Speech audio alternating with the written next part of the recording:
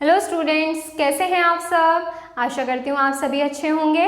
मैं आरती आप सभी का अपने परिवार फिजिक्स गुरु पर हार्दिक स्वागत करती हूँ, जहाँ पर आप सभी पढ़ रहे हैं बीएससी के लिए फिजिक्स, केमिस्ट्री और मैथ्स चल रहा है आपका अपनी एप्लीकेशन फिजिक्स गुरु पर। तो आज की क्लास है बीएससी थर्ड ईयर के लिए केमिस्ट्री क्लास है, जिसमें आपकी बुक चल रही है ऑर्गेनिक केमिस्ट्री और ये इसका लेक्चर नंबर 23 है। इससे पहले के लेक्चर्स प्लेलिस्ट है आपको मिल जाएंगे, organic chemistry BSc third year से आपको प्लेलिस्ट मिल जाएगी, वहां से आप चेक कर सकते हैं। तो इसमें हमारा चैप्टर 4 चल रहा था, जो था आपका कार्बोहाइड्रेट्स। तो कार्बोहाइड्रेट्स में दो कार्बोहाइड्रेट्स के बारे में हम इसमें डिस्कस कर चुके हैं, एक था आपका ग्लूकोज, दूसरा था आपका फ्रक्टोज। और आज हम इसमें डिस्कस करने वाले हैं सुक्रोज के बारे में। तो सुक्रोज क्या है, C12H22O11, ये तो हो गया सुक्रोज। अब ये बनेगा किस तरह से, इसकी प्रॉपर्टीज क्या क्या है, केमिकल प्रॉपर्टीज क्या क्या शो करता है, स्ट्रक्चर कैसी है, वो सारी चीजें हम इसमें देखने वाले हैं। तो सबसे पहले हम क्या कहेंगे, सबसे पहले हम सुक्रोज के बारे में एक चीज जान लेते हैं। सुक्रोज जो होता है आपका डाइसैकेराइड होता है। जब मैंने आपको कार्बोहाइड्रेट्स का क्लासिफिकेशन कराया था तो उसमें आपके क्या बताया था मैंने, उसमें आपको कार्बोहाइड्रेट्स के क्लासिफिकेशन में उनके मोनोसेकेराइड, डाइसेकेराइड, पॉलीसेकेराइड, इनके पार्ट में 3 पार्ट में क्लासिफिकेशन कराया था। तो उसमें से डाइसेकेराइड खोल कर देख लो, पहला एग्जाम्पल आपको सुक्रोज ही मिलेगा। तो अब इसमें देखो, सुक्रोज जो होता है डाइसेकेराइड होता है, और ये जो आपका सबसे ज्यादा पाया जाता है शुगर कैन, यानी कि गन्ने के अंदर से सबसे ज्यादा सुक्रोज मिलता है, और आज हम गन्ने से ही इसको प्रिपेयर करेंगे। तो ये पूरा थ्योरेटिकल मेथड है, इसमें आपकी कोई भी केमिकल रिएक्शन नहीं होने वाली है। तो मैं आपको सीधा सीधा समझा देती हूँ, आप चाहे तो लिख सकते हैं, साथ साथ लिखते चलिए। मैं जो आपको स्टेप्स बता देती हूँ, कुछ 3-4 स्टेप में ये हो जाएगा। तो सबसे पहले हम क्या करते हैं, गन्ने लेते हैं। गन्ने को हम क्या करेंगे, क्रश करेंगे, उनको हम मशीन में से निकालेंगे, जैसे वो गन्ने का जूस निकालने वाली मशीन जो होती है ना, गन्ने का रस निकालने वाली, उसमें को निकालेंगे। फिर उससे जितना भी जूस गन्ने के अंदर प्रेजेंट है उसको हम अलग निकाल लेंगे, जिसमें आपका सुक्रोज, जो आपका 40% सुक्रोज आपका प्रेजेंट होता है, बाकी की आपकी 60% क्या होती है, 40% सुक्रोज, 60% क्या आएंगी बताइए, 60% इम्प्योरिटीज, जिसमें से 40% सुक्रोज प्रेजेंट होता है, बाकी 60% इसमें इम्प्योरिटीज प्रेजेंट होती है। अब इस रस को हम क्या करेंगे, इस रस को हम अलग कर लेते हैं। फिर इस रस को अलग करने के बाद हम इसमें ऐड करेंगे लाइम जूस, नींबू का रस। अब इसमें गन्ने के रस में नींबू का रस निचोड़ना है और उसको पीना नहीं है। इसमें कभी गन्ने के रस में नींबू निचोड़ के पी जाओ। इसमें लाइम जूस मिलाने के बाद जो आपकी कुछ ऑर्गेनिक इम्प्योरिटीज होती हैं, लाइम जूस मिलाने के बाद जितनी भी आपकी ऑर्गेनिक इम्प्योरिटीज होती हैं, वो आपकी कोएगुलेट होकर बाहर निकल जाती हैं। स्टेप सुन लो। सबसे पहले हम क्या करेंगे, शुगर कैन यानी कि गन्ना लेंगे और उसको हम क्रश कर लेंगे, जिससे हमें 40% सुक्रोज और 60% 60% इम्प्योरिटीज मिल जाती हैं। फिर इसमें हम ऐड करते हैं लाइम जूस, जिससे आपकी ऑर्गेनिक इम्प्योरिटीज कोएगुलेट होकर नीचे बैठ जाती हैं प्रेसिपिटेट की फॉर्म में, और हम ऊपर से उसका जूस हटा लेते हैं। फिर उसके बाद हम इसमें मिलाते हैं CO2। क्या ऐड करते हैं, CO2 ऐड करते हैं, जिससे आपकी इम्प्योरिटीज, कैल्शियम की जितनी भी एक्सेस इम्प्योरिटीज है, ये आपकी निकल जाती है कैल्शियम कार्बोनेट की फॉर्म में। किसकी फॉर्म में, कैल्शियम कार्बोनेट की फॉर्म में, कैल्शियम कार्बोनेट की फॉर्म में। ठीक है। अब इसके बाद हम क्या करेंगे, इसके बाद हम इसमें ये जो हमारा यहाँ से कंपाउंड निकलता है, ये कंपाउंड आपका होता है ब्राउन कलर का। ये कंपाउंड कैसा होता है, ब्राउन कलर का, भूरे रंग का कंपाउंड होता है, जिसमें हम क्या मिलाते हैं, जिसमें हम थोड़ी सी ब्लीच ऐड करते हैं। क्या ऐड करते हैं, थोड़ी सी ब्लीच ऐड करते हैं। ब्लीच जैसे आपकी क्या हो सकती है, आपके सल्फर डाइऑक्साइड होती है। सल्फर डाइऑक्साइड ये आपके ब्लीचिंग कंपाउंड है, sulphur dioxide. Sulphur dioxide as a bleach add करने पर हमें क्या मिलेगा, एक बिना किसी रंग का जूस मिलेगा। अब तो बिल्कुल भी नहीं पीना है, इसमें इतनी सारी चीजें ऐड हो गई हैं। तो इसमें यहाँ पर क्या मिलेगा आपको, डीकलराइज्ड जूस मिलेगा, डीकलराइज्ड जूस मिलेगा। ये भी हमारा क्या है, प्योर सुक्रोज नहीं है। अभी हम क्या करेंगे, यहाँ से इसका करेंगे क्रिस्टलाइजेशन।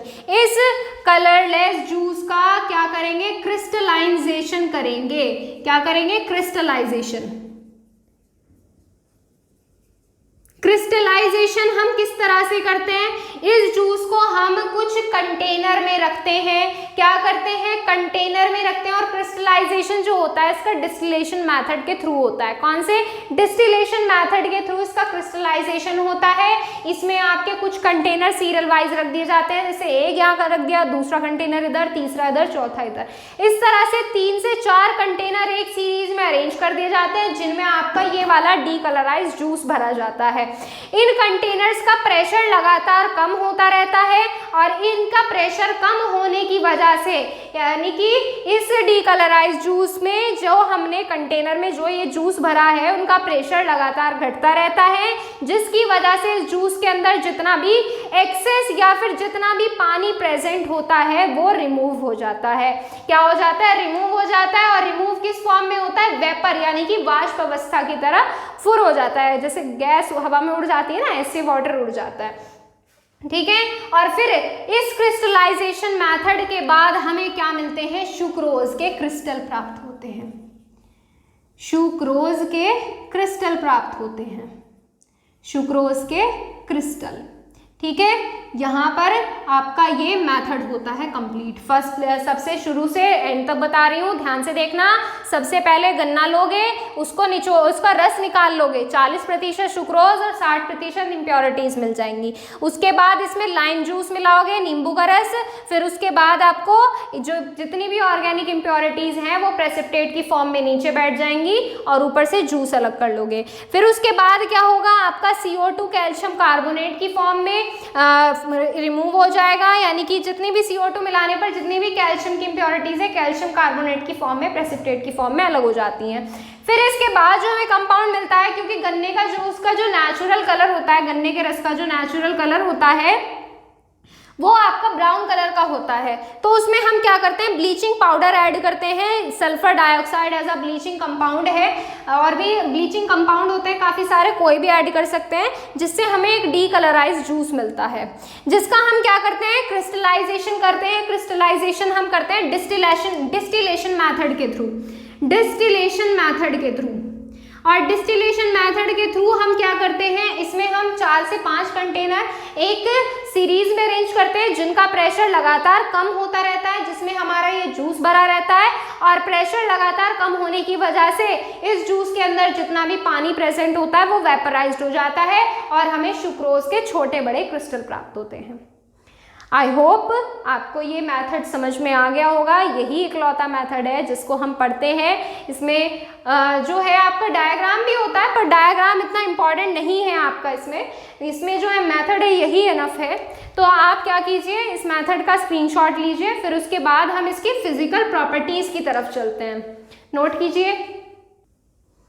चलिए आगे अब बात करते हैं इसकी फिजिकल प्रॉपर्टीज़ के बारे में। फिजिकल प्रॉपर्टीज़, फिजिकल प्रॉपर्टीज में सबसे पहली प्रॉपर्टी की ये कैसा कंपाउंड होता है, ये आपका कलरलेस सॉलिड कंपाउंड होता है जो स्वाद में मीठा होता है। लिखिए, it is an colourless solid compound having sweet taste. कैसा होता है, कलरलेस सॉलिड, कलरलेस सॉलिड होता है, कलरलेस सॉलिड। और टेस्ट, स्वीट टेस्ट, मीठा मीठा, स्वीट टेस्ट होता है इसका। और ये आपका पानी में घुल जाता है। तीसरा, solvable in water, solvable in water, पानी में घुल जाता है। और मेल्टिंग पॉइंट, इसका मेल्टिंग पॉइंट कितना होता है इसका, 172 डिग्री सेल्सियस। और इसका स्पेसिफिक रोटेशन कितना शो करता है, ये भी इसी में लिख लेते हैं। स्पेसिफिक रोटेशन कितना शो करता है, स्पेसिफिक रोटेशन ये शो करता है 66.5 डिग्री का। 66.5 डिग्री का स्पेसिफिक रोटेशन। तो ये इसकी प्रॉपर्टीज हैं, नोट करिए फटाफट से। अब इसकी केमिकल प्रॉपर्टीज की तरफ बढ़ेंगे हम, फटाफट से नोट कीजिए। चलिए अब डाल लीजिए इसमें effect of heat, chemical properties में effect of heat, effect of heat.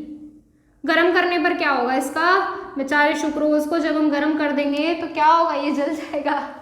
बिल्कुल ऐसे ही होगा, ये जल ही जाएगा।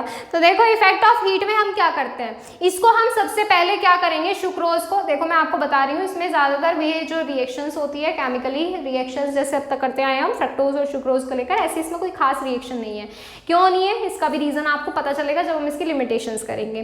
तो देखो सबसे पहले इफेक्ट ऑफ हीट के बारे में, इफेक्ट ऑफ हीट क्या है, सबसे पहले हम क्या करेंगे, इस सुक्रोज को गर्म करेंगे इसके मेल्टिंग पॉइंट तक, फिर मेल्टिंग पॉइंट तक गर्म करने के बाद हम इसको ठंडा करेंगे। मैं ये सारी थ्योरी लिखाऊंगी नहीं, मैं सिर्फ आपको डिक्टेट कर रही हूँ, आप लिखना चाहते हैं तो लिख सकते हैं। तो देखिए हीट करने के बाद क्या करेंगे, इसका सबसे पहले हम इसको गर्म करेंगे, फिर उसके बाद हम इसको ठंडा करेंगे, और ठंडा करने के बाद ये क्या देगा, ये आपको एक येलो कलर का कंपाउंड देगा जिसको हम बोलते हैं, क्या बोलते हैं, बार्ली शुगर बोलते हैं। इसके बाद ये एक येलो कलर का कंपाउंड देगा, येलो कलर का कंपाउंड देगा जिसको हम क्या बोलते हैं, बार्ली शुगर, बार्ले शुगर बोलते हैं। और यहाँ से बार्ले शुगर जो है इसको हम क्या करते हैं, इसको हम 200 डिग्री सेल्सियस पे फिर से गर्म करते हैं, और 200 डिग्री सेल्सियस पे स्ट्रॉन्ग हीट करने पर इसमें जितना भी वाटर होता है वो रिमूव हो जाता है, और ये आपको एक ब्लैक कलर का कंपाउंड देता है, ब्लैक कलर का कंपाउंड देता है, जैसे आपका चारकोल होता है, जैसे आपका चारकोल होता है। ठीक है, ये हो गया इसका पहला केमिकल प्रॉपर्टी।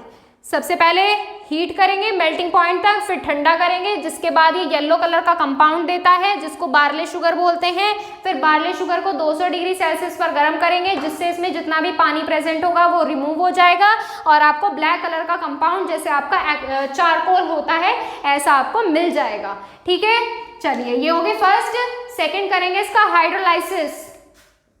हाइड्रोलाइसिस हम कर चुके हैं वैसे, इसका इसमें नहीं किया, पहले कर चुके हैं हम हाइड्रोलाइसिस कई बार। तो हाइड्रोलाइसिस में क्या करते हैं, सबसे पहले हम जो आपका सुक्रोज है, मैंने अभी जब सबसे पहले ये टॉपिक स्टार्ट किया था मैंने आपको एक चीज बताई थी, सुक्रोज जो होता है आपका डाइसैकेराइड होता है, और जो हम डाइसैकेराइड का हाइड्रोलाइसिस करते हैं वो हम इन्वर्टेज एंजाइम की प्रेजेंस में करते हैं या फिर H पॉजिटिव आयन की प्रेजेंस में करते हैं। अब देखो यहाँ से इन्वर्टेज या H पॉजिटिव आयन की प्रेजेंस में जब हम ग्लूकोज का हाइड्रोलाइसिस करते हैं तो ये आपकी दो कंपाउंड देता है। ये चलो ये केमिकल रिएक्शन में शो कर लेते हैं। C12H22O11 का जब हम हाइड्रोलाइसिस कर रहे हैं यानी कि इसमें H2O मिला रहे हैं तो ये आपको एक तो देता है C6H12O6 जो होता है ग्लूकोज, और एक होता है आपका फ्रक्टोज। एक होता है आपका ग्लूकोज और एक होता है आपका फ्रक्टोज। अब देखो जो आपके ग्लूकोज हैं और फ्रक्टोज हैं ये आपके दोनों कंपाउंड कैसे हैं, ऑप्टिकली एक्टिव कंपाउंड है, ऑप्टिकली एक्टिव कंपाउंड है, और इनका जो रोटेशन है वो भी क्या है, अपोजिट है। कैसे, ये आपका पॉजिटिव में होता है, ग्लूकोज का रोटेशन किस में दिखाते हैं, ग्लूकोज का पॉजिटिव में, फ्रक्टोज का नेगेटिव में। तो रोटेशन कैसा हो गया, अलग अलग हो गया। तो अलग अलग रोटेशन की वजह से इसको क्या कहेंगे, ऐसे कंपाउंड जो एक साथ जुड़े हुए हैं और अलग अलग क्या है उनका स्पेसिफिक रोटेशन उनका क्या है, अपोजिट है। तो इन कंपाउंड्स को हम क्या बोलते हैं, इनवर्जन बोलते हैं। इस पूरे को हम क्या बोलते हैं, इनवर्जन बोलते हैं। ठीक है, और ये जो एंजाइम है और जिसकी वजह से ये आपकी रिएक्शन हो रही है, देखो इन्वर्टेज एंजाइम की प्रेजेंस में हो रही है, इसीलिए हम इनको इन एंजाइम्स को हम क्या बोलते हैं, इन्वर्टेज एंजाइम बोलते हैं, क्योंकि ये जो आपकी रिएक्शन शो करती है ये आपकी करती है इन्वर्जन।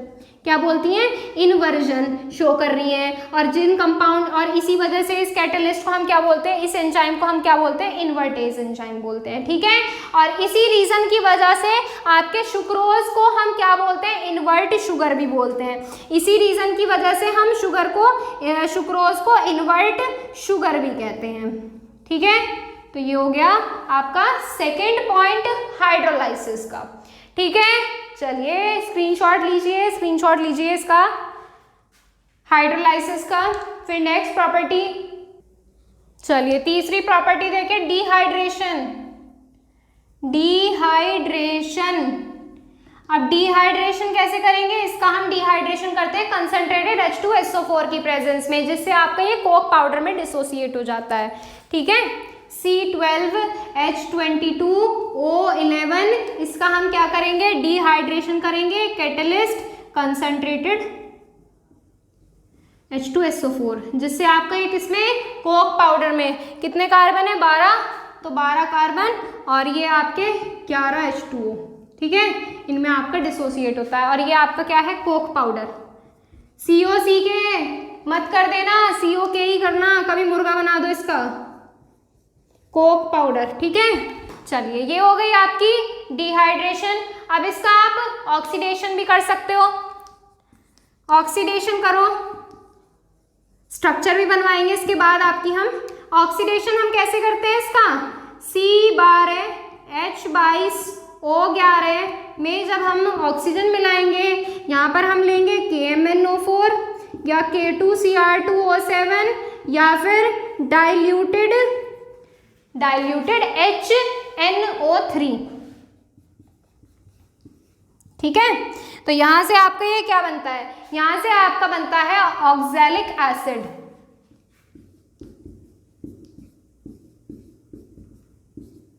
यहां से क्या बनता है, ऑक्सैलिक एसिड बनता है। अब देखो हम रिएक्शन को बैलेंस करेंगे। H कितने हैं, यहाँ आपके 6 इधर तो टोटल हो गए 12 H इधर हो गए। यहाँ पर H कितने हैं, यहाँ पर है आपके 22, तो यहाँ पर कितने, यहाँ पर है 22, तो कितने बचे 10 H एक्स्ट्रा, तो यहाँ पर 5 H2O निकल गया। अब इसके बाद ऑक्सीजन बैलेंस कर लो।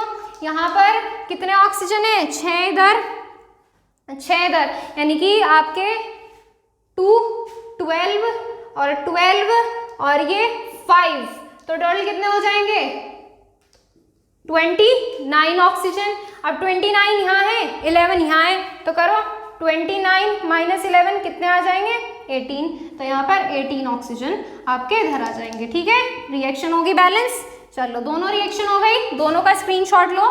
फिर इसके बाद हम इनके क्या करते हैं, इनके स्ट्रक्चर के बारे में पढ़ेंगे। तो इनकी ये इतनी ही केमिकल प्रॉपर्टीज हैं, स्ट्रक्चर के बारे में मैं बताऊंगी। मैंने आपको बताया था कि लिमिटेशंस हैं कुछ इसकी, ये टॉलरेंस रिएजेंट और ये आपके फैलिंग सॉल्यूशन, इनके साथ भी रिएक्शन नहीं करता है। ये सारी चीजें मैं आपको बताऊंगी, पहले आप इसका स्क्रीनशॉट लो। तो चलो अब इसकी लिमिटेशन डाल लो या फिर इसकी limitation of open chain structure. वैसे तो ये ओपन चेन स्ट्रक्चर शो नहीं करता है, ओपन चेन स्ट्रक्चर आपका सुक्रोज शो नहीं करता है और आपका ये सिर्फ साइक्लिक स्ट्रक्चर शो करता है। अब देखो मैं आपको जो चीज़ें बताती हूँ उनको ध्यान से सुनना। जो आपका सुक्रोज है, Fehling solution, Tollens reagent, Groves reaction में पार्टिसिपेट नहीं करता है, यहाँ तक कि अमोनिया यानी कि हॉफमैन अमोनोलिसिस भी रिएक्शन नहीं करता है।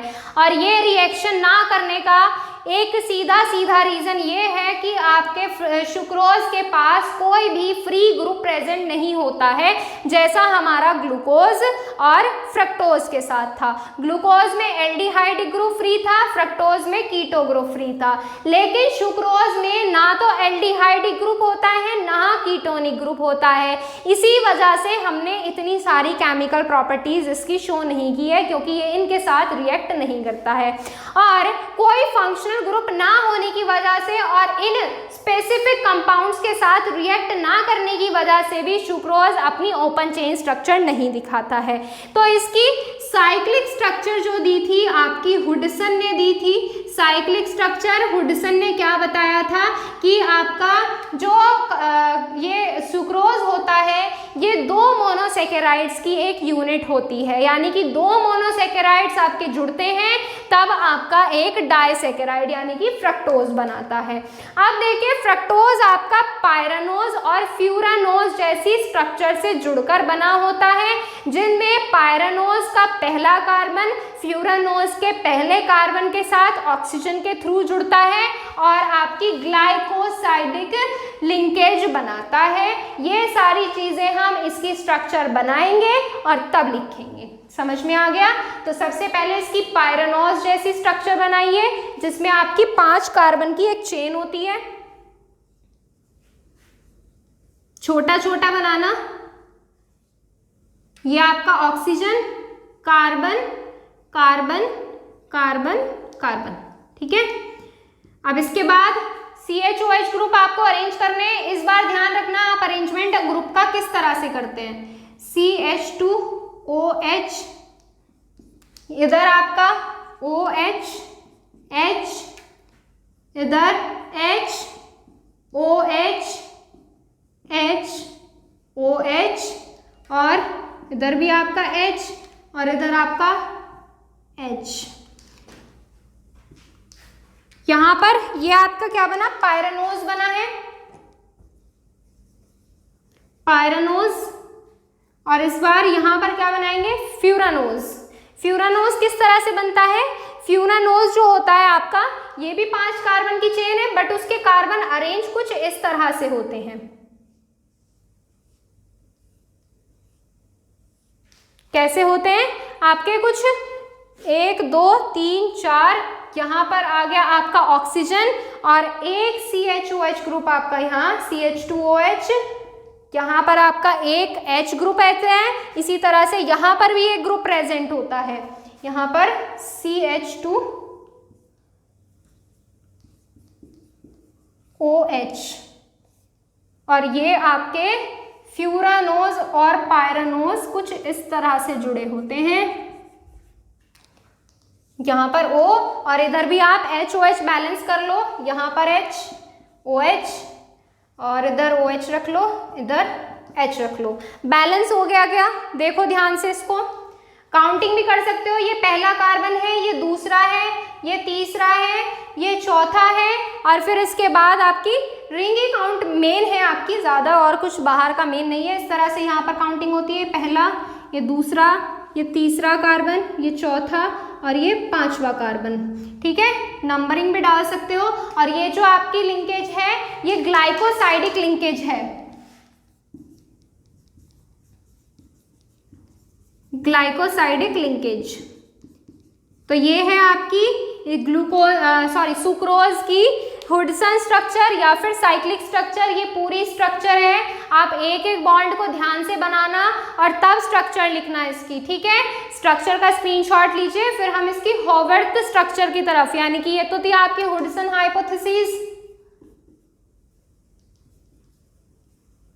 फिर अब हम इसकी हॉवर्ड हाइपोथेसिस की तरफ चलेंगे। चलिए अब नेक्स्ट है इसमें हॉवर्थ हाइपोथेसिस। हॉवर्थ हाइपोथेसिस, इसमें आप क्या करेंगे, इसमें 2 अलग अलग स्ट्रक्चर होगी और वो ग्लाइकोसाइडिक लिंकेज होगी। वो स्ट्रक्चर जैसे अभी तो हमने ऐसे स्ट्रक्चर बनाई, पायरानोज और फ्यूरानोज जैसी, अब हम जैसे हमने ग्लूकोज की स्ट्रक्चर बनाई थी ना, बाकी वाली इस तरह से बनाएंगे। तो देखिए आप सबसे पहले क्या करेंगे, 6 कार्बन की सीधी चेन ड्रॉ करेंगे, 1 2 3 4 5 6। अब इसके बाद HOH अरेंज करेंगे, जहां पर आपका CH2OH होता है एक साइड, और बीच में आपके बाकी ग्रुप, यहाँ पर आपका एक H, OH, H, OH, ये H, H, OH, यहाँ पर से एक आपका ये H प्रेजेंट होता है, और ये आपका यहाँ से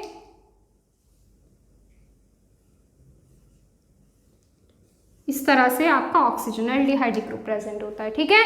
अब इसके बाद हम हमारी फ्रक्टोज जैसी स्ट्रक्चर बनाएंगे। देखो ये ग्लूकोज की स्ट्रक्चर है, एक फ्रक्टोज की स्ट्रक्चर है, और दोनों को मिलाएंगे सुक्रोज बन जाएगा, बस और कुछ नहीं है। इसमें भी आपके 6 कार्बन की सीधी चेन ड्रॉ करें, 1 2 3 4 5 6, दोनों साइड आपके क्या प्रेजेंट होंगे, CH2OH, यानी कि ऊपर और नीचे की तरफ CH2OH ग्रुप प्रेजेंट होंगे। अब सेकंड कार्बन और ये वाला कार्बन ऑक्सीजन से जुड़ा होगा, और बाकी आपके H और OH ग्रुप जुड़े होंगे।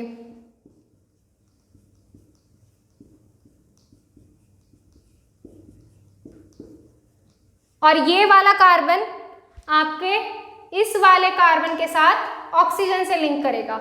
ये आपकी जो लिंकेज बनी है ये है आपकी ग्लाइकोसाइडिक लिंकेज। क्लियर है? तो ये हो गई आपकी सुक्रोज की स्ट्रक्चर। तो इसके साथ ही आपका सुक्रोज टॉपिक होता है कंप्लीट। अब इसके बाद आपके कुछ टॉपिक रह जाते हैं, छोटे छोटे हैं, लैक्टोज, माल्टोज, सेल्यूलोज, स्टार्च, ये आपके छोटे छोटे टॉपिक हैं, इनको करेंगे हम नेक्स्ट टर्न पर। आज करेंगे इतना ही। अगर आपको कोई भी क्वेश्चन है किसी भी चीज़ से रिलेटेड तो आप पूछ सकते हैं इंस्टाग्राम पर। इंस्टाग्राम आईडी है physics_guru_India। आपके कोई भी क्वेश्चंस हुआ करें आप यहाँ पर मैसेज कर सकते हैं। और टेलीग्राम चैनल ज्वाइन करने के लिए प्ले स्टोर से टेलीग्राम इंस्टॉल कीजिए, उस पर अपनी आईडी बनाइए, सर्च करिएगा फिजिक्स गुरु इंडिया, आपको चैनल मिलेगा जहाँ आप ज्वाइन हो सकते हैं। उससे फ़ायदा आप ही को है। डेली क्लासेस के नोटिफिकेशन, लिंक, टाइमिंग सब आपको वहीं पे भेज दी जाती है, आप वहाँ से चेक कर सकते हैं। तो चलिए मिलते हैं नेक्स्ट टर्न पर इस चैप्टर 4 के बाकी के बचे हुए टॉपिक्स के साथ। आज के लिए इतना ही। Thank you so much.